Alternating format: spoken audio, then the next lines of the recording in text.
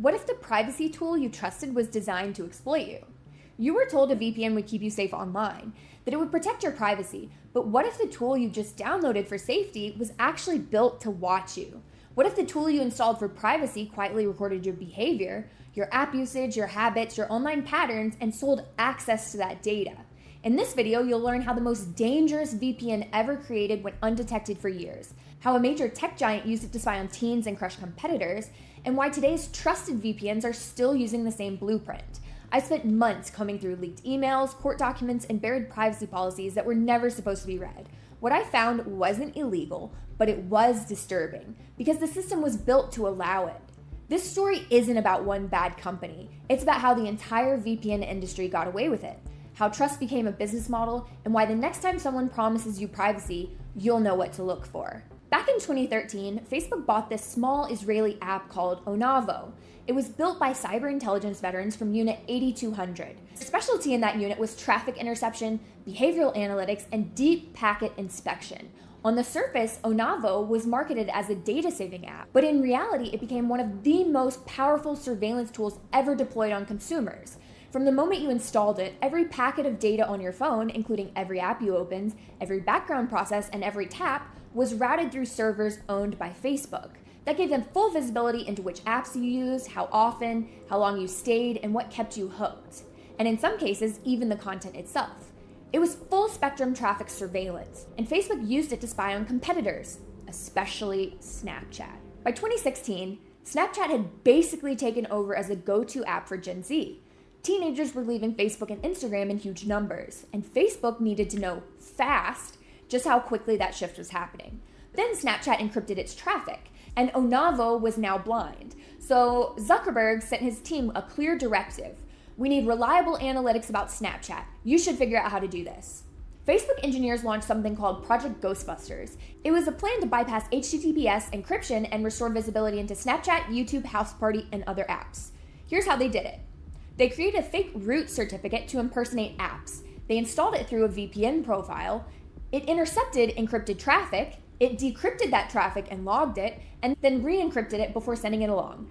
From the user side, everything looked normal. But in reality, Facebook had just carried out a man-in-the-middle attack, the exact kind of tactic you'd expect from spyware or state surveillance programs.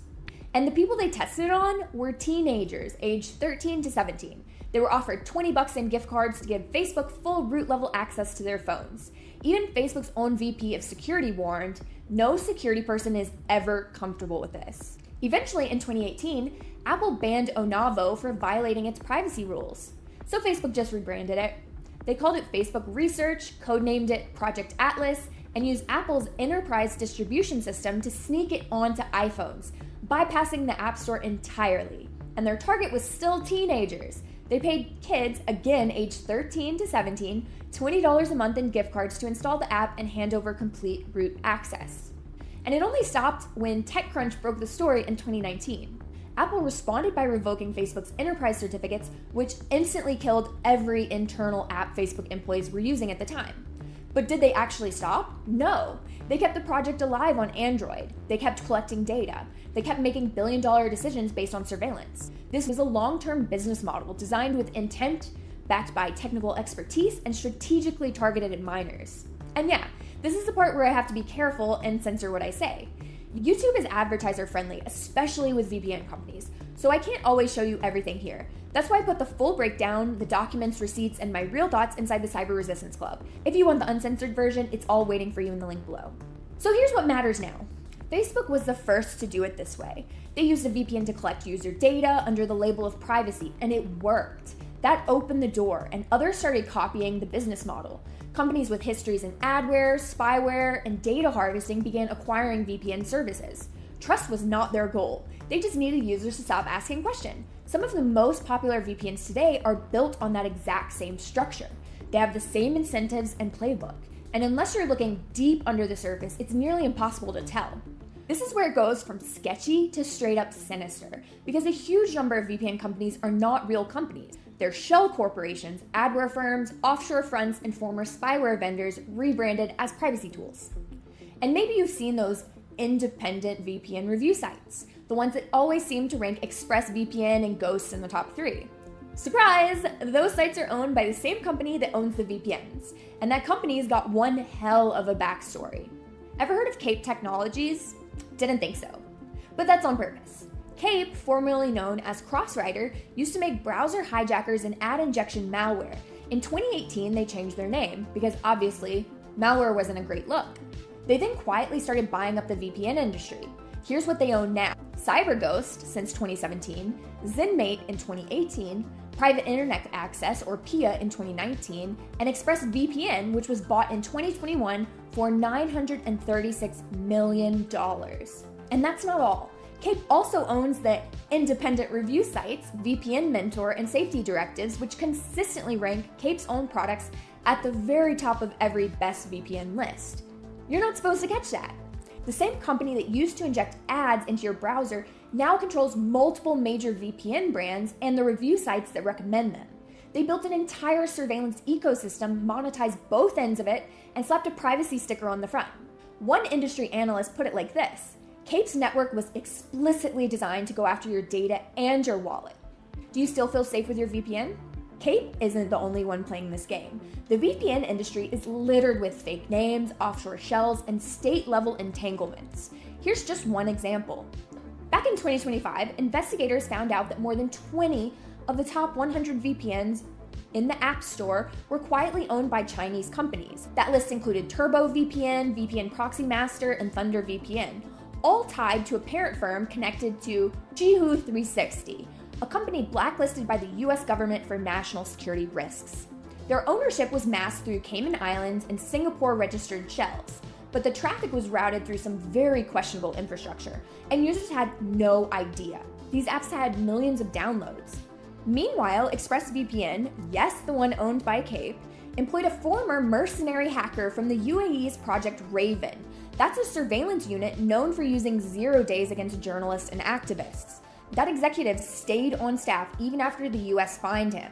That's the kind of decision that tells you exactly what kind of company you're dealing with. And it gets worse when you look at all the claims these companies make, the ones plastered all over their websites, their ads, and their influencer deals. Because one of the biggest ones is no logs. Here's the dirty secret of VPN marketing. No logs means absolutely nothing without proof. And most VPNs either don't get audited, get fake audits from shady shell companies, or just outright lie. And even when there is an audit, it's usually a one-time thing, outdated, or only done on one server, or maybe a limited configuration. And when logs do exist, they leak. In 2020, 7 no-log VPNs, including UFO VPN and Super VPN, were caught with 1.2 terabytes of exposed user logs. Names, IPs, session timestamps, all wide open. All of them were running on the same white label infrastructure, all used fake company names, and all made the same hollow privacy promises. By the mid-2010s, VPNs had a problem. Nobody outside of niche tech forums cared about them. So the companies behind them pivoted and they started paying creators. And it worked. People who didn't understand how VPNs actually function were suddenly promoting military-grade encryption and 100% anonymous browsing like it was toothpaste. Audiences listened because trust scales a lot faster than truth.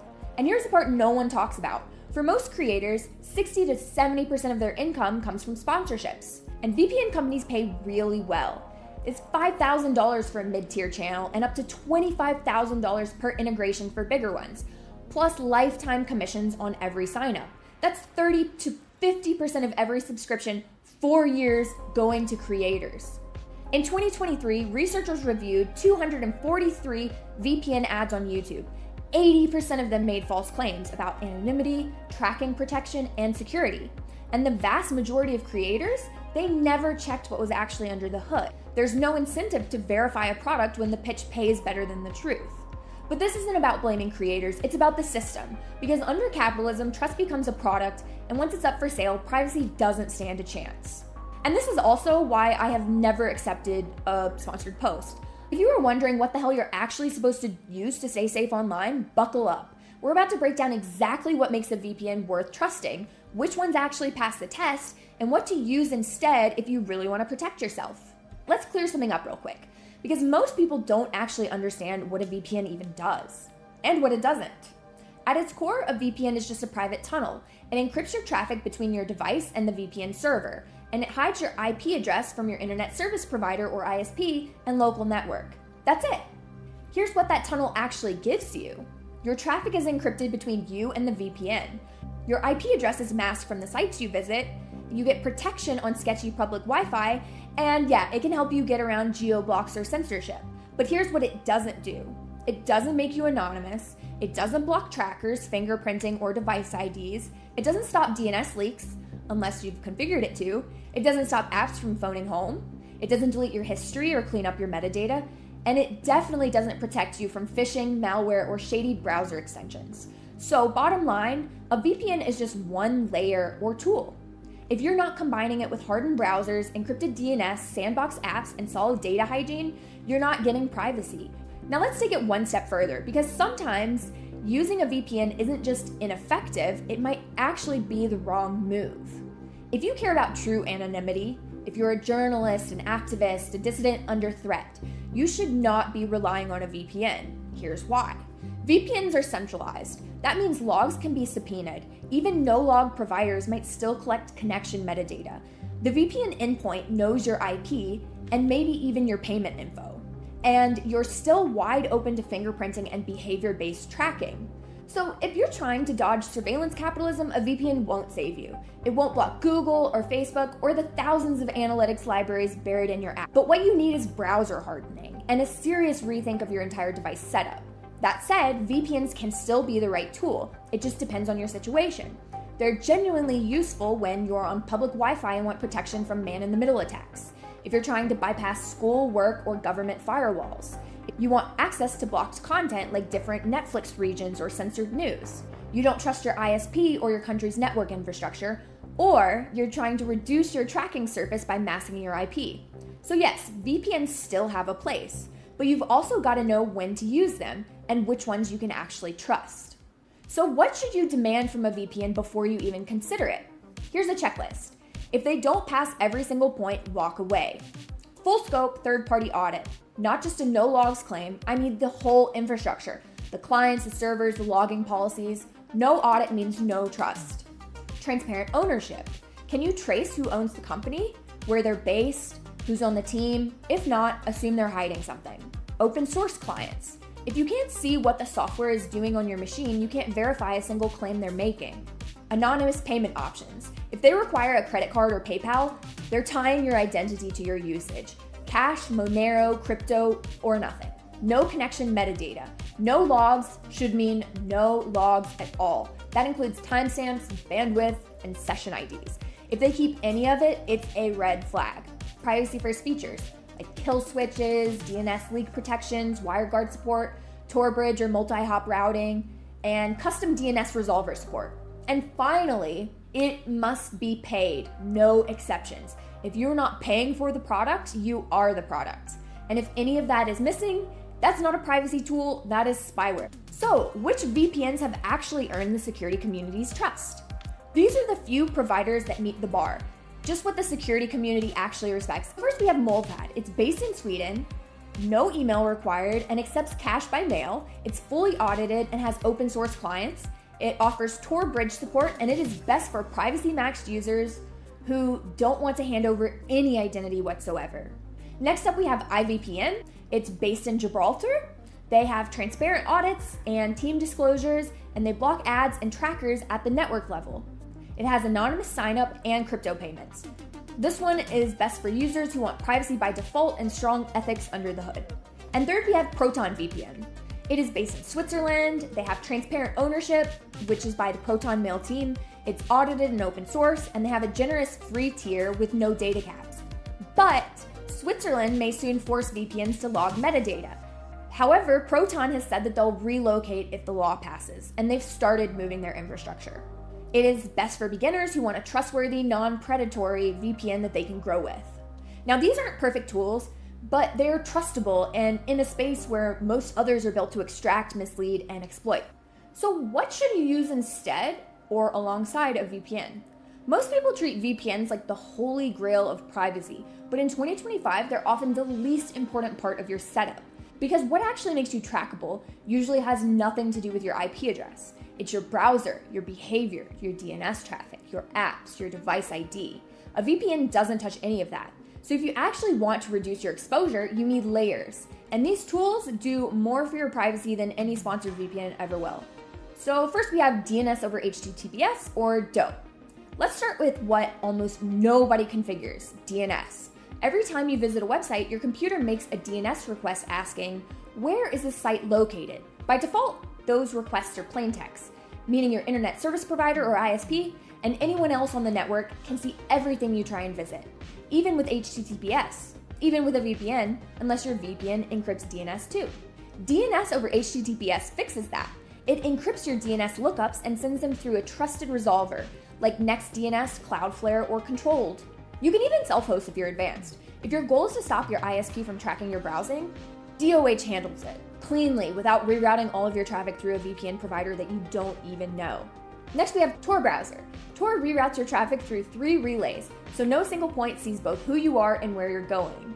It's a powerful tool, but it's not a magic cloak. It's not true anonymity, and using it wrong breaks it fast. If you log into a personal account on Tor, you've linked your identity. If you act like it's a normal browser by opening tabs, resizing windows, watching YouTube with your account logged in, you fingerprint yourself. Tor is best when used carefully with no personal logins and a tight understanding of threat modeling. For high-risk situations where you need to reduce visibility, it works. But if you don't need that level of obfuscation, skip it. You'll just slow things down and expose yourself anyway. Next, we have hardened Firefox. Most privacy leaks happen in the browser, not in the network. So start with using Firefox. Install uBlock Origin, disable WebRTC, kill telemetry, use container tabs, and now your browser isn't leaking fingerprints, system info, or third-party cookies every time you load a page. You're already miles ahead of most people using a VPN alone. Browser isolation. If you're using one browser for everything from banking, crypto, work, and research, then you're fully linkable, even with a VPN. So split your activity. Put crypto in one browser, personal accounts in another, work in a container tab or a virtual machine, and research in a hardened setup. Compartmentalization breaks the cross connections that ad tech depends on. Even if one part gets exposed, the rest of your identity stays sealed. And self-hosted VPN. If all you want is encrypted traffic on public Wi-Fi, you don't need to rent that tunnel from a shady provider. Spin up your own WireGuard VPN on a $5 virtual private server, and now you control the endpoint, without any mystery logs or surveillance as a service or middlemen. It won't make you anonymous, but it will protect you from sketchy routers, firewalls, and lazy ISPs. The bottom line is that a VPN is just one layer, and for most people, it's not even the most important one. HTTPS encrypts your actual web traffic. DNS over HTTPS hides your DNS lookups. uBlock and harden Firefox destroy trackers, and Tor, when used correctly, offers obfuscation, not invisibility. Browser isolation breaks profiling, and self-hosted VPNs let you route traffic without selling yourself out. So if you're only asking, which VPN should I buy, you're asking the wrong question. It's not just that VPNs could watch you, some were made for that. And the people who paid to tell you they were safe rarely checked if that was true. Companies hid behind shell firms. Creators repeated talking points, and privacy became something you bought, not something you understood. You weren't protected, you were sold to. And if that worked on you, that's because it was designed to. If this made something click for you, tap like, subscribe, and send it to someone who still thinks VPNs are safe. I want to hear more from you too. So what's one privacy tool you used to trust but now question? Drop it in the comments. And if you want the full uncensored version of this story, plus the full research, docs, and alternatives I actually trust, it's all in the Cyber Resistance Club. Links below. Thanks for watching.